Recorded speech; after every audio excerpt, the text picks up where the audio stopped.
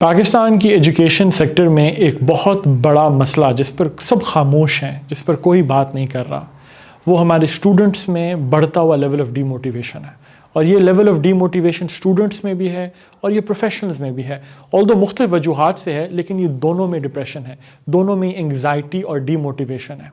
और ये डीमोटिवेशन इतना स्ट्रॉन्ग है कि बच्चे जो पढ़ रहे हैं उन्हें समझ नहीं आ रही कि जो हम पढ़ रहे हैं ये हमारे करियर से कैसे लिंक्ड है, क्या ये हमें कोई करियर देगा कि नहीं देगा, क्या हमारा इससे कोई फ्यूचर बनता है कि नहीं बनता। 85% ऑफ मैसेजेस जो हमें रिसीव होते हैं एवरी सिंगल डे, उनमें ये एक क्रॉस कटिंग थीम है जिसमें सब बच्चे इसी डीमोटिवेशन, इसी सेंस ऑफ कन्फ्यूजन, इसी लैक ऑफ एम्बिशन के ऊपर ही बात कर रहे होते हैं। हमें एज एजुकेशनिस्ट इसलिए इस पर बहुत मेहनत करनी है कि ना सिर्फ बच्चों को सही पढ़ाना है, लेकिन बच्चों को साथ साथ उनको मोटिवेट भी करना है, उनके सेंस ऑफ एम्बिशन को साथ साथ ग्रो करना है।